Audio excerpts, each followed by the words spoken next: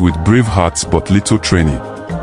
Some had no uniforms, some had no bayonets, and many lacked powder. But Washington believed in them. He drilled them, encouraged them, and slowly shaped them into a real army. While he worked, another powerful step was forming in Philadelphia. Many leaders still wanted peace, but others believed freedom was the only path forward. Pamphlets spread through the colonies, especially a bold one called Common Sense, written by Thomas Paine. It argued that America should be independent from Britain. Ordinary people read it, passed it around, and felt their hearts change. The idea of freedom was no longer a whisper. It was becoming a rising shout. By early 1776, the call for independence grew loud across the colonies. More battles erupted. More families were affected. People wanted a clear answer: were they still part of Britain, or were they something new? The Continental Congress decided it was time to choose. A small committee met to write the official declaration.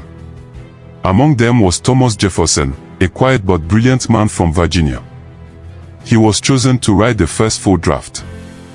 Jefferson sat at a simple wooden desk in a rented room in Philadelphia, dipping his pen in ink again and again. He wrote about human rights. He wrote about freedom.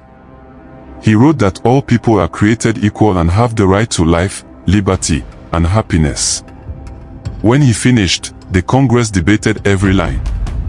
They argued, changed some words, and cut some sentences. Finally, on July 4, 1776, they approved the Declaration of Independence. The room fell silent as the document was read aloud. The words carried the weight of a new world. The colonies were now the United States of America. Church bells rang across Philadelphia. People cheered in town squares. Soldiers lifted their hats. Families hugged one another. But everyone also knew the truth: Britain would never accept this easily. The war would grow fiercer now. Still, the people felt something powerful. They were no longer fighting as colonies. They were fighting as a nation. After the declaration was signed, British warships filled the waters near New York. Their sails covered the horizon like giant white wings. Tens of thousands of British soldiers arrived, along with highly trained German fighters called Hessians. New York became the center of the storm. General Washington moved his army south to defend the city, but he knew the British were stronger and better equipped.